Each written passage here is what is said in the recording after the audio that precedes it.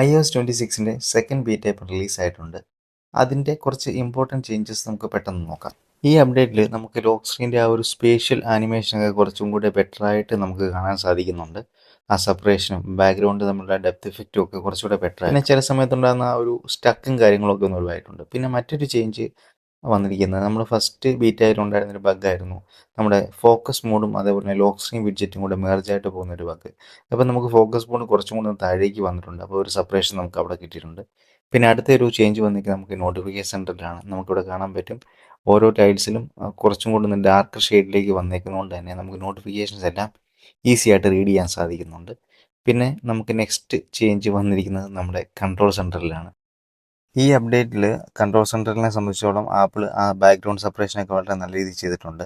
Liquid glass എഫക്റ്റും ഒക്കെ നമുക്ക് നല്ല രീതിയിൽ തന്നെ അനുഭവിക്കാൻ സാധിക്കുന്നുണ്ട്. ലോക്ക് സ്ക്രീനിൻ്റെ കേസിൽ നേരത്തെ പറഞ്ഞ പോലെ തന്നെ കുറച്ചും കൂടി വിസിബിലിറ്റി കൂടിയിട്ടുണ്ട്.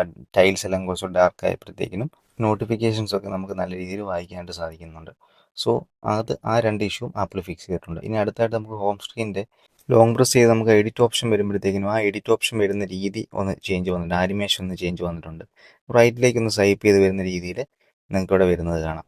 അപ്പോൾ അങ്ങനെ ഒരു ചേഞ്ച് ഹോം സ്ക്രീനിൻ്റെ ആ ഒരു ആനിമേഷനകത്ത് വന്നിട്ടുണ്ട്. പിന്നെ സെറ്റിങ്സിനുള്ളിലെ ചേഞ്ച് നോക്കുകയാണെങ്കിൽ നമുക്ക് ഒന്നാമതായിട്ട് വന്നിരിക്കുന്ന ചേഞ്ച് എന്ന് പറഞ്ഞാൽ മൊബൈൽ സർവീസിനകത്ത് താഴേക്ക് വന്നു കഴിയുമ്പോഴത്തേക്കും നമുക്ക് ഇ സിം ഉപയോഗിക്കുന്നവർക്ക് ഡയറക്റ്റായിട്ട് ആൻഡ്രോയിഡിലേക്ക് ഐഫോണിൽ നിന്ന് ഇ സിം ട്രാൻസ്ഫർ ചെയ്യാനുള്ള ഓപ്ഷൻ കൂടി നമുക്കിപ്പം വന്നിട്ടുണ്ട്. അടുത്തൊരു ചേഞ്ച് വന്നിരിക്കുന്നത് നമുക്ക് സൗണ്ട് ആൻഡ് ഹാപ്റ്റിക്സിലാണ് ചേഞ്ച് വന്നിരിക്കുന്നത്. അതിൻ്റെ ഏറ്റവും ടോപ്പിൽ തന്നെ മൈക്രോഫോൺ എന്നൊരു ഓപ്ഷൻ കാണാം. ഇവിടെ നമുക്ക് എക്സ്റ്റേണൽ മൈക്കൊക്കെ നമ്മൾ കണക്ട് ചെയ്തിട്ടുണ്ടെങ്കിൽ അതിൻ്റെ ഇൻഫർമേഷൻ അറിയാനും അത് സെലക്ട് ചെയ്യാനും ഒക്കെ നമുക്കിത് ഉപയോഗിക്കാവുന്നതാണ്. പിന്നെ അടുത്തത് നമുക്ക് ഒരു പുതിയ റിംഗ് ടോൺ നമുക്ക് ലഭിച്ചിട്ടുണ്ട്. റിഫ്ലക്ഷൻ എന്ന് പറഞ്ഞ റിംഗ് ടോണിൻ്റെ പുതിയൊരു വേർഷനാണ് വന്നിരിക്കുന്നത്. ഈ ഒരു രീതിയിലാണ് അത് സൗണ്ട് ചെയ്യുന്നത്. അത് നന്നായിട്ടുണ്ട് ആ ഒരു റിംഗ് ടോൺ. അടുത്ത ചേഞ്ച് വന്നിരിക്കുന്നത് നമുക്ക് മ്യൂസിക് ഹാപ്റ്റിക്സിലാണ്. നമുക്ക് ഇതിനകത്ത് നോക്കുമ്പോൾ കാണാം നമുക്ക് വേണമെങ്കിൽ വോക്കൽസിൽ മാത്രമായിട്ടോ അല്ലെങ്കിൽ ഫുൾ സോങ്ങിലായിട്ടോ നമുക്ക് ഹാപ്റ്റിക്സ് നമുക്ക് കസ്റ്റമൈസ് ചെയ്യാൻ പറ്റും. അതേപോലെ തന്നെ അതിൻ്റെ ഇൻറ്റൻസിറ്റി നമുക്ക് കസ്റ്റമൈസ് ചെയ്യാൻ പറ്റുന്നുണ്ട്. നമുക്ക് സെറ്റിങ്സിലേക്ക് പോയി കഴിയുമ്പോഴത്തേക്ക് നമുക്ക് ഈ രീതിയിൽ നമുക്ക് ഇൻറ്റൻസിറ്റി കസ്റ്റമൈസ് ചെയ്യാം. അതേപോലെ തന്നെ മുകളിൽ തന്നെ ഫുൾ മിക്സും വോക്കൽസ് ഉള്ളി എന്നുള്ള ഈ സെറ്റിങ്സിൽ നമുക്ക് ചേഞ്ച് ചെയ്യാവുന്നതാണ്. അടുത്ത ചേഞ്ച് വരുന്നത് നമുക്ക് ആക്സസിബിലിറ്റി ഫംഗ്ഷനകത്താണ്. അപ്പോൾ അവിടെ നമുക്ക് ഡിസ്പ്ലേ ആൻഡ് ടെക്സ്റ്റ് സൈസ് എന്നുള്ള ഓപ്ഷനിൽ വരുമ്പോഴത്തേക്കിനും നമുക്ക് ഒന്നാമത്തെ ചേഞ്ച് നമുക്ക് കാണാൻ പറ്റുന്നത് കാർ പ്ലേയിൽ നിന്നും തൊട്ട് നമുക്ക് ലാർജർ ടെക്സ്റ്റുകൾ സപ്പോർട്ട് ചെയ്യും എന്നുള്ളതാണ്.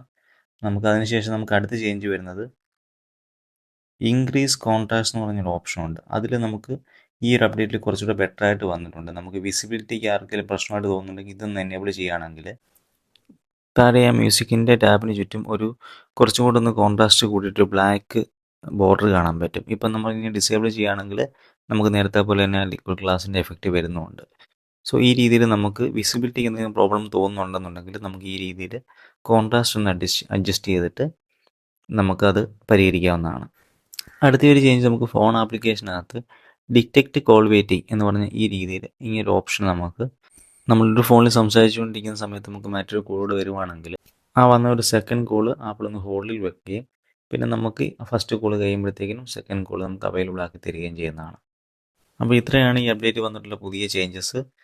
പിന്നെ നമുക്ക് യു എ കുറച്ചുകൂടെ സ്മൂത്ത് ആയിട്ടുണ്ട്. പിന്നെ ഞാൻ നേരത്തെ സൂചിപ്പിച്ച പോലെ ഒരു ഫോർ സ്റ്റോപ്പിൻ്റെ ഒരു ഇഷ്യൂ ഒക്കെ ഉണ്ടായിരുന്നു.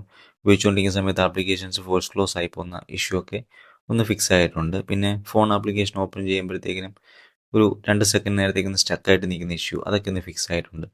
എന്നാലും 1-2 പ്രാവശ്യം അത് ഫേസ് ചെയ്യേണ്ട വന്നായിരുന്നു. പക്ഷെ എന്നാലും ഒരുപാട് കുറവുണ്ട്. അപ്പോൾ അങ്ങനത്തുള്ള കുറച്ച് ഇഷ്യൂസ് എല്ലാം ഫിക്സ് ആയിട്ടുണ്ട്. ഇനി വരും ബീറ്റകളിൽ കൂടുതൽ അപ്ഡേറ്റ്സും അതുപോലെ തന്നെ ബഗ്സും ഒക്കെ ഫിക്സ് ആവാൻ നമുക്ക് പ്രതീക്ഷിക്കാം. അപ്പം ഈ വീഡിയോ ഇത്രയേ ഉള്ളൂ. അപ്പം വീഡിയോ ഇഷ്ടമായെങ്കിൽ നിങ്ങളൊന്ന് ലൈക്ക് ചെയ്യുക, സപ്പോർട്ട് ചെയ്യുക. അപ്പോൾ അടുത്ത വീഡിയോ കാണുന്നവരെ ബൈ.